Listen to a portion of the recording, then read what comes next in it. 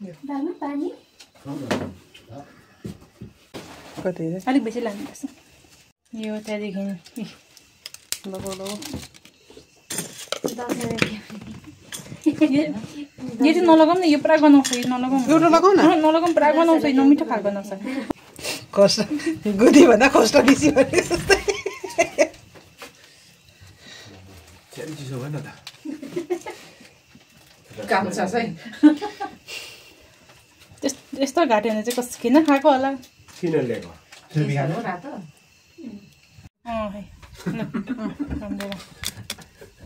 के भन्छ यो यति मात्रै हो रमभेडा किन रमभेडा चाहिन्छ त यहाँबाट ए म यस्तो हातले गरिदिउँ देख्यो सफा नाम आइसी माथि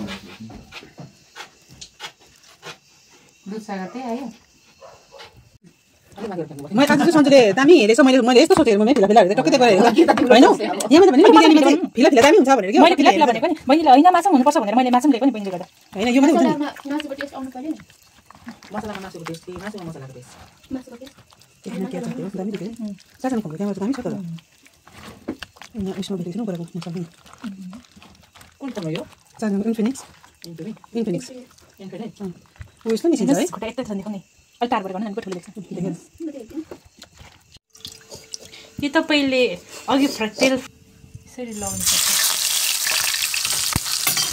त्यहाँदेखि यसलाई फेरि फ्राई गर्नुपर्छ माथिबाट चाहिँ अलिकति जानु नि पोल चाहिँ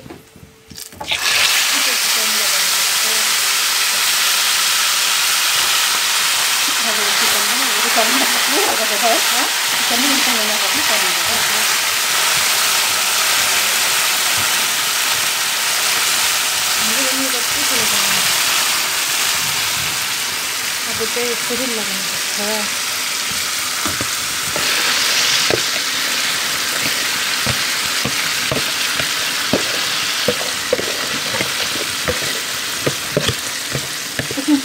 अलिकति पखाल्नु बटर त्यो बेसी लाग्नु पर्थ्यो यहाँ छोड्ने यति मात्रै ए फेरि तपाईँले भिडियो गर्दाखेरि चाहिँ यो चाहिँ अब हामीले आधी घन्टा यसलाई छोपेर राख्नुपर्छ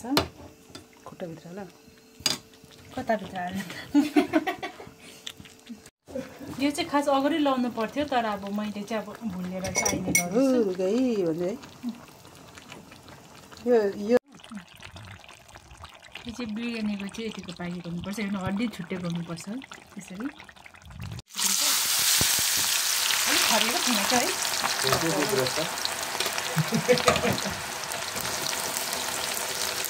एक लट गरौँ निकाल्नुपर्छ यसरी निकाल्नुपर्छ क्रन्ची हुनुपर्छ यो मेरो भोइस त लाउँदैन होला नि लाउँछु त्यो अरू सबै काट्छु कि यो मात्रै लाउँछु क्रन्ची हुनुपर्छ डढेर कालै भयो त त्यो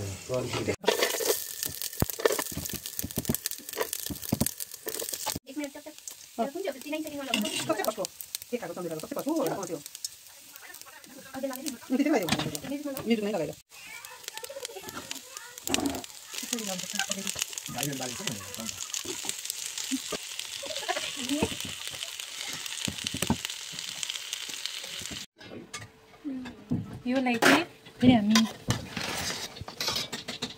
एक चलाएर चाहिँ चिङ राख्नुपर्छ